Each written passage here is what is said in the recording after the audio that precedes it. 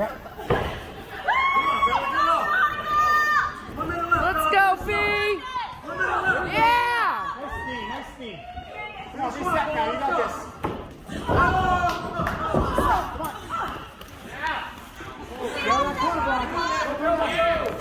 Get her back, Fee. There you go. There you go. Yeah. Woo! Yeah, Veronica. Take her down, V.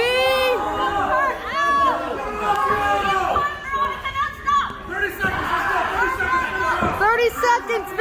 Give it all you got. Give her the Nashville nipple flips.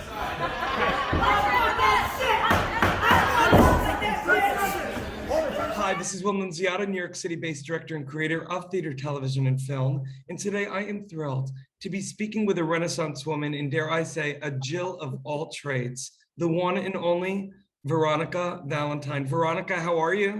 Hey, I'm good. I'm really good. Thank you for having me. Well, Veronika, I'm so excited to deep dive into it all. We had a nice little chat off camera, but what I love so much about everything that you have your hand in, and by the way, and I want you to really deep dive into all of the different disciplines of this business of show that you have your hands in.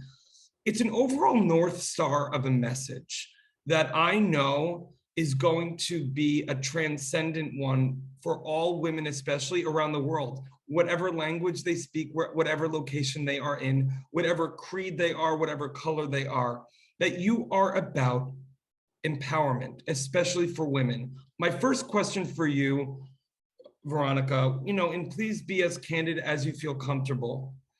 In speaking with artists who really finally go after their bliss, it usually sometimes is a moment of an aha, where it was either through grief or a trauma, or just a moment that they were like, you know what, I'm gonna finally just do it. Was there a moment for you when you went after what you do now with everything that you do, unapologetically?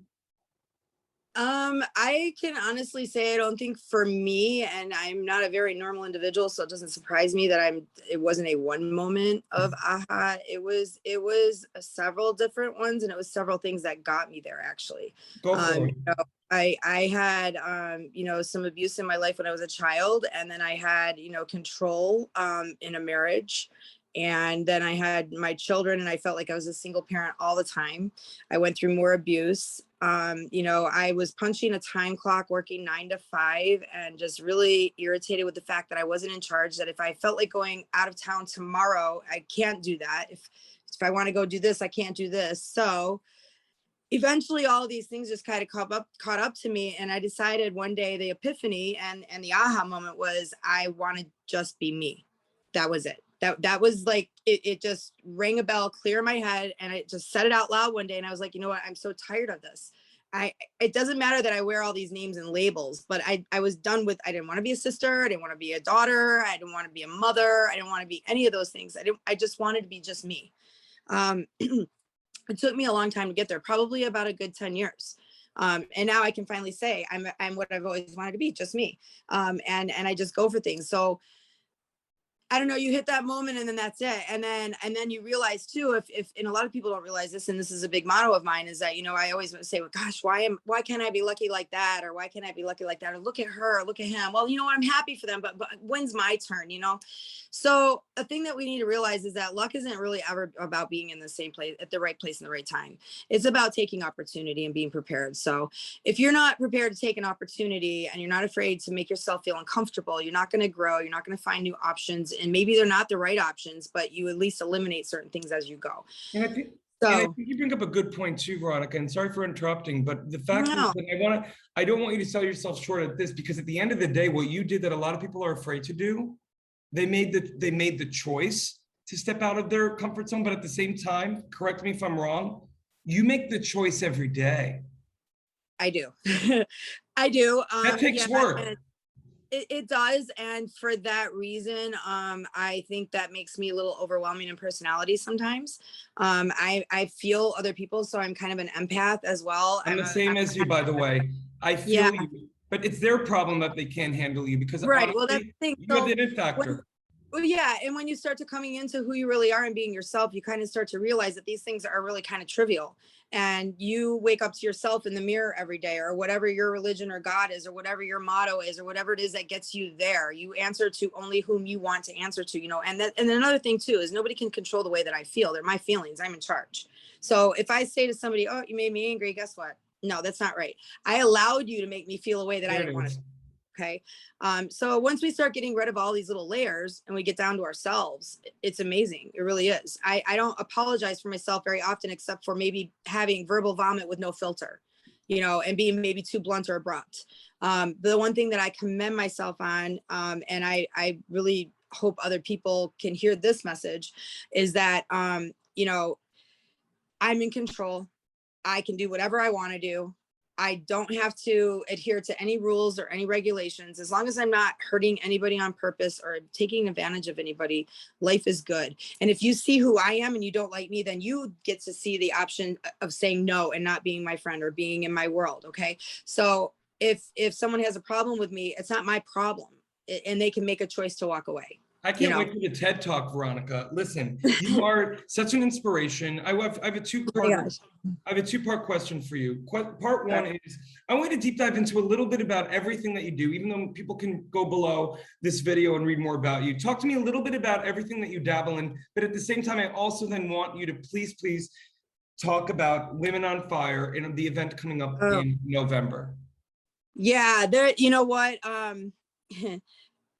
Everything that I have done and grown in, from doing broadcasting with an internet-based TV station where I, you know, covered college pro games and interviewed the likes of Elto Rita, who is no longer with us, but Bob Seger, saxophonist, you know, going out on tour with some of these people that actually became family friends and stuff like that. What I learned, but I learned from them, you know, I learned a lot from them, networked and listened and watched, you know, move forward. So anyway, I did that, you know, and I got into pillow fighting. And pillow fighting led me into doing video work. And that led me into learning wrestling and getting the opportunity to start performing as a pro wrestler. And then it also offered me the opportunity to go out and tour on my own and wrestle men for money one-on-one privately, which allowed me then to be athletic. And then things just grew and grew and grew, you know. So I've been a preschool teacher, I've been a bartender, I've been a nanny.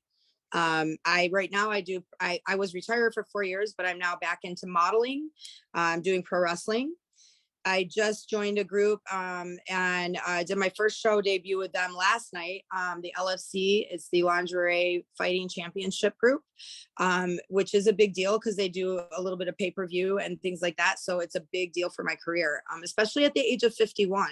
And then coming out of that. Wait, backtrack.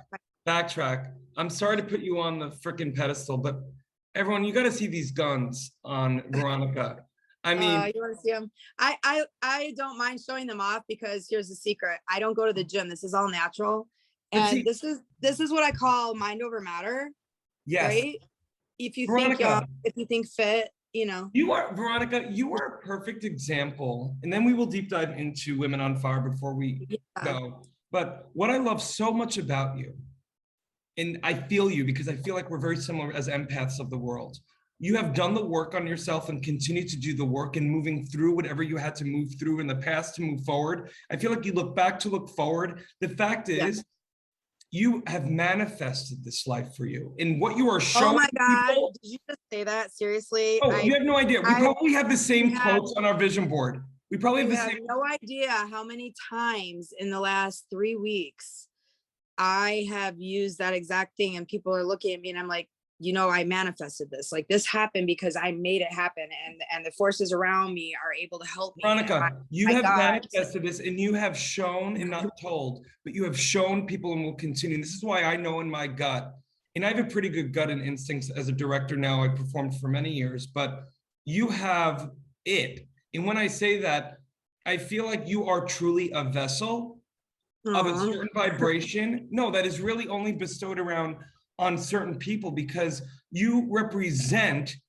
optically, figuratively, whatever, so many women out there who feel like that they are only meant to be stuck in one little place because the world or their husbands or men or whatever told them no. You broke out of it. And I want to know What gives you the fire every day when you wake up and you think about women on fire? This amazing, amazing. I think the thing that lights me up the most when I think about those words right there, women athletes on fire, I think about all the girls, the camaraderie and the bonding and the uplifting and the support.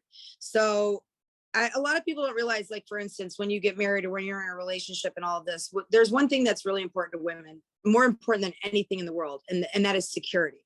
Okay, we all want security, and I can't speak for men. I only know what I know about the way we think. And for me, I don't feel like I have to look for that in a relationship any longer, because I have security. I have all these women to surround me, and it doesn't matter if they live in Massachusetts and I live here and we've never met before. If they know one girl that knows one girl that knows one girl, we're a tribe. I mean, we are And a tribe. force. Beautiful, You're a wonderful, force. and a force. And we are fierce. Ooh. And we are warriors, and we roar, and we are strong. And we take deep pride in who we are, and also hold ourselves accountable for those things. And we work very hard on ourselves, right down to breathing, meditation. We're always inviting each other out to things. We're always including each other. You know, we stay in touch with someone. There's girls I talked to, I saw them at a seminar in Tampa in I don't know, 3 or 4 months ago.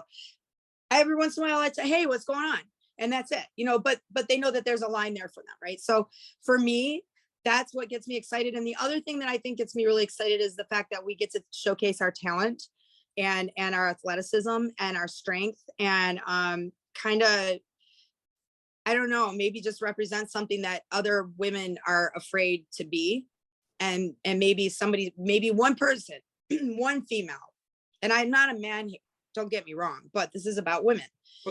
Just one of them can grasp onto it, and maybe it changes their whole life.